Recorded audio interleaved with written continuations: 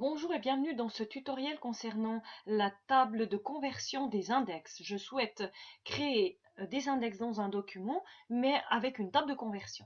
Cette table de conversion, je la crée dans un tableau. Première colonne, c'est le mot qui est comme il est inscrit dans le document. Deuxième colonne, c'est le mot pour lequel je vais trouver dans l'index. Pour éviter qu'on ait des doublons par rapport aux majuscules, aux S ou aux minuscules, je fais une table de conversion avec le mot, de la façon qu'il peut être écrit et puis comment est-ce qu'il va être présenté dans mon index.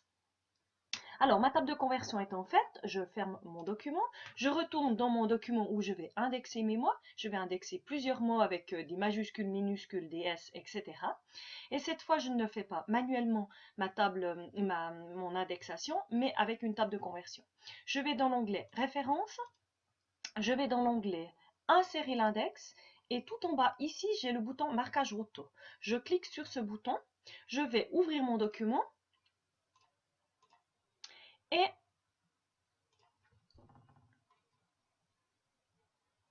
bonjour et bienvenue dans ce tutoriel concernant Word 2010, la gestion des index et l'indexation via une table de conversion. Une table de conversion, c'est un document dans lequel on fait un tableau de deux colonnes. La première colonne où l'on marque, où on inscrit, où on saisit tous les documents, tous les mots qu'on pourrait trouver dans notre document, de toutes les façons possibles, c'est-à-dire avec des majuscules, avec une première majuscule ou une première minuscule, avec des S ou sans S, etc. Toutes les sortes, toutes les façons dont le mot pourrait être écrit dans notre document. Puis, l'on crée une colonne en face dans laquelle on va écrire le mot comment on souhaite le présenter dans notre table de conversion, dans notre index, si on veut bien.